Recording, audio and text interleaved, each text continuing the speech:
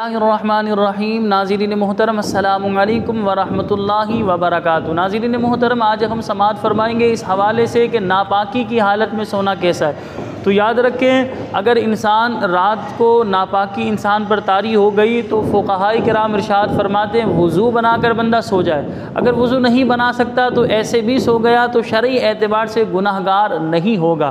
لیکن اس بات کا خیال کریں، فقہاء کرام نے ارشاد فرمایا اتنی تاخیر کرنا کہ نماز قضا ہو جائے گی، تو اب ایسی حالت میں سونا شرعاً جائز نہیں ہے۔ یعنی اتنی تاخیر کر دینا، ظاہر سی بات ہے نماز قضا ہو جائے گی، تو اب ایسی تاخیر کرنا یہ جائز نہیں ہے۔ لیکن اگر کسی کو یہ گمان ہے کہ میں سوؤں گا ناپاکی کی حالت میں تو میں اٹھ نہیں پاؤں گا، کیونکہ اٹھوں گا اس وقت نماز قضا ہونے کا خدشہ ہوگا، تو ایسے شخص پر لازم ہے کہ وہ پاک صاف ہو کر ہی آرام کرے، پاک صاف ہو کر ہی سوئے، کیونکہ نماز ایک عظیم عبادت ہے۔ بعض دفعہ سستی، کاہلی، غفلت کی وجہ سے یا ذرا سی ٹھنڈ لگنے کی وجہ سے ہم لوگ نمازیں قضا کر دیتے ہیں۔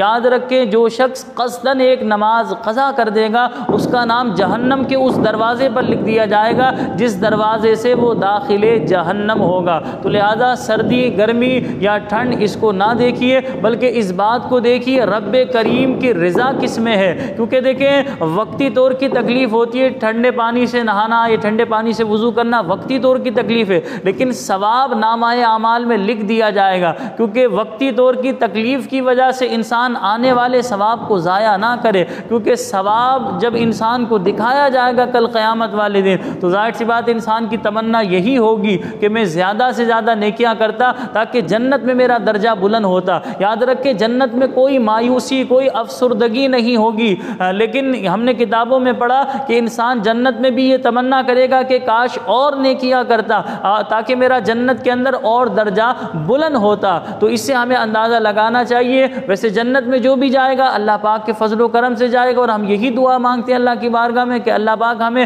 بلا حساب و کتاب کی جنت کا داخلہ عطا فرمائے۔ لیکن جنت میں جانے کے لیے ظاہر سی بات ہے نیک اعمال کرنا یہ ہماری ذمہ داری ہے، فرائض واجبات کو ادا کرنا، حرام کاموں سے اپنے آپ کو بچانا۔ حدیث پاک میں آتا ہے جس گھر کے اندر کتا ہو یا جنبی شخص ہو یا جاندار کی تصاویر آویزہ کی ہوئی ہو، اس گھر میں رحمت کے فرشتے نہیں آتے۔ جیسے خواتین مخصوص ایام سے ہوتی ہیں تو ان کا کاؤنٹ نہیں کیا جائے گا، خواتین اگر مخصوص ایام سے تو اسے شمار نہیں کیا جائے گا، کیونکہ وہ ابھی فوراً غسل نہیں کر سکتی۔ ہاں، اگر ناپاکی کے جو ان کے دن ہیں وہ مکمل ہو گئے، ابھی بھی انہوں نے غسل نہیں کیا، تو اب یہ فرشتوں کے آنے میں رکاوٹ کا سبب ہے۔ اسی طرح انسان پر غسل فرض ہو گیا اور انسان غسل نہیں کر رہا تو یہ فرشتوں کے آنے میں رکاوٹ کا ایک سبب ہے۔ اسی طرح شوکیہ کتا پالا ہوا ہوتا ہے، جاندار کی تصاویر لوگ گھروں میں آویزہ کر دیتے ہیں، تو یہ رحمت کے فرشتوں کے لیے ایک گویا کہ آڑ ہے، رکاوٹ ہے۔ تو حدیث پاک کو ذرا غور سے سماعت فرما لیں،